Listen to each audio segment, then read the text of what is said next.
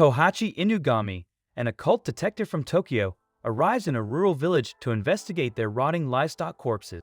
While staying at an inn there, he takes an interest in Kabane Kusaka, a young boy nicknamed Dorotabo for his perpetually dirty appearance and stench, and scorned by the rest of the inn, including the innkeeper and her son Nitaro. Inugami learns that the animals, mainly chickens, have had their organs chewed out, and these incidents have occurred with regularity every time during the full moon. Inugami then recognizes the pendant around Kabane's neck as a lifestone, a type of precious gem, and confirms that he was not an abandoned child like he thought he was. As they prepare to catch the culprit, Kabane is confronted by Yataro, who, jealous of the attention Inugami is devoting to him, steals his necklace, triggering Kabane's transformation into a ghoul that scares him away. Inugami explains to a frightened Kabane that he is a Hanyo, a child of a human and a ghoul, while reassuring him that he isn't human either but a baked Tanuki. Kabane is the result of humans and Kemono mixing together, whilst the Lifestone has been working this whole time to prevent Kabane's transformation. The culprit is revealed to be a deer ghoul, which Kabane kills with surprising dexterity. Inugami suddenly reveals that his true mission was to kill Kabane, whose identity the innkeeper knows, and shoots him.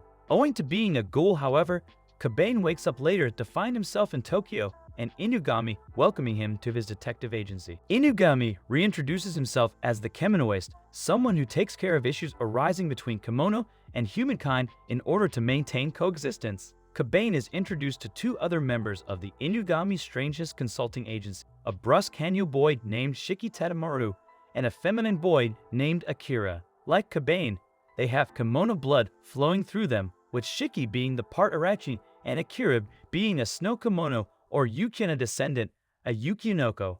Kabane is taken on a job with them, where a Sanshitsu infestation has almost claimed the lives of a mother, a child, and a hazmat officer that attempted to enter the room. Shiki's spider thread fails and Kabane decides to enter the fray. As a part immortal ghoul, Kabane doesn't feel pain as well, and Inugami notes that while he may have felt fear and revulsion, they were probably all suppressed by the innkeeper who abused him as hard labor. The cause of the infestation is revealed to be a pair of expensive shoes that had likely been stolen, as Sanshitsu enjoy feasting on guilt. Meanwhile, Inugami makes a report to a mysterious woman about Kabane's arrival and his lifestone. Inugami sends Kabane, Shiki, and Akira to see Superintendent Yoko Inari, a kitsune lady who is also a member of the Shinjuku police that works with the detective agency. Before going, Inugami hands Kabane a good luck charm.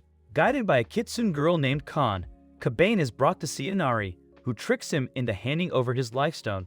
Kan is then sent to take care of Shiki and Akira, but as her disguise as Kabane fails, she sets fire to the building with her tail. She reveals that all the staff here have been enthralled by Inari's pheromones and illusions, and so are like mindless puppets unable to feel even pain. With his thread, Shiki steals the briefcase containing Kabane's decapitated head from Kan and throws it at her, allowing Kabane to almost bite her shoulder off, knocking her unconscious. Kabane, with his head now out in open space, regrows his body, and Shiki formally recognizes him as his buddy. Together, along with a fainted Akira, they meet Inugami outside the station who had predicted everything. Later, as Inari plans to mass-produce the Lifestone and break down amicable relations with humans, it reveals itself to be a Tanuki charm instead, with an illusion spell cast on it by Inugami.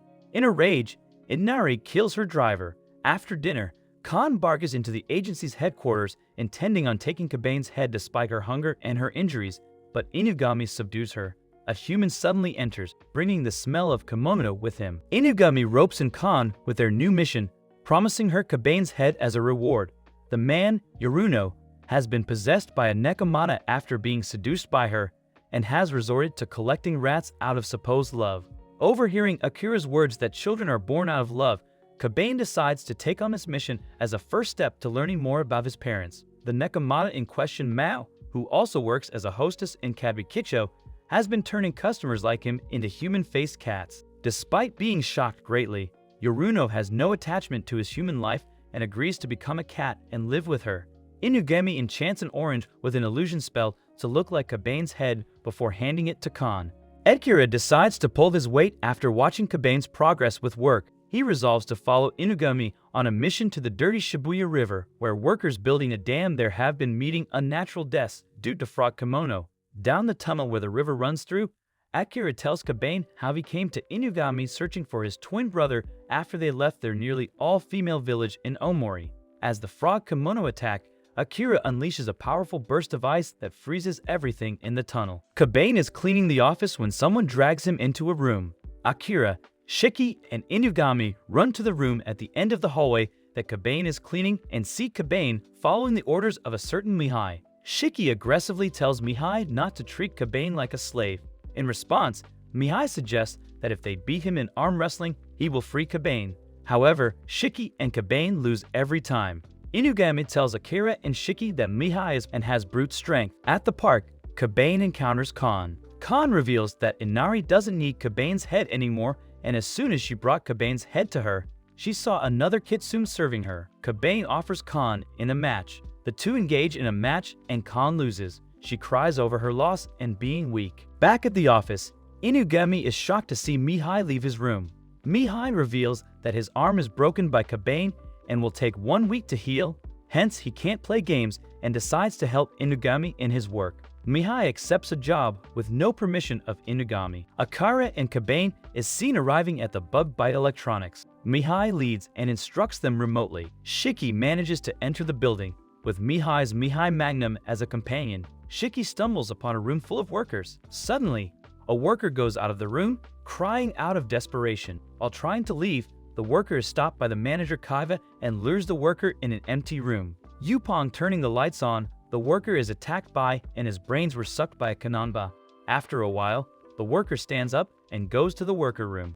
Kabane tells that they should attack them considering that there is also 3 of them. Seeing how cautious they act, Mihai decides to have fun and uses his Mihai Magnum to make noise. Erika Kaiva goes out and sees the device. However, Shiki's camouflage is seen by one of the sisters, and Jut as one of the sisters try to attack him. Mihai uses the Mihai Magnum to electrify it. Shiki then trembles after the encounter, which made Mihai become more interested in playing with him. Mihai tells Akira and Kabane that his hand slipped and alerted the enemies that Shiki was there, so Akira and Kabane run to find Shiki. On the way, they run into one of the Kanamba sisters. Kabane defeats Momoka and he and Akira go inside the building to look for Shiki. He remembers that mosquitoes can sense presences using clues such as carbon dioxide, body temperature, and foot odor, so he sets a trap with his webs made from his sweat to confuse the Kanamba and catches Erika. Akira and Kabane meet up with Shiki, but Mihai doesn't want them to leave yet because that is boring, so they discuss what to do next when the oldest Kanamba sister, Rika, kills her sisters and easily defeats Shiki and Akira. Kabane knows that she is much more powerful than he is, but he won't give up because he knows that if she defeats him, he will not die, but she will kill Shiki and Akira, so he struggles until he breaks his wrists. Mihai steps in and tells him that the reason he hasn't been able to defeat him or Reika is because Kabane is using only his human strength and not Kemono strength, and that he needs to using his heart or his most powerful desire to fuel his Kemono powers. Kabane uses his need to protect Akira and Shiki to bring out his Kemono powers and rips the arms off Rika. A Kitsune from Inari's agency named Nogomaru shows up and says that he will take care of the rest of it and sets the 3 Kanambas on fire to erase them. Be sure to like and subscribe to the channel with the bell so as not to miss new videos. And AniCash was with you. See you soon.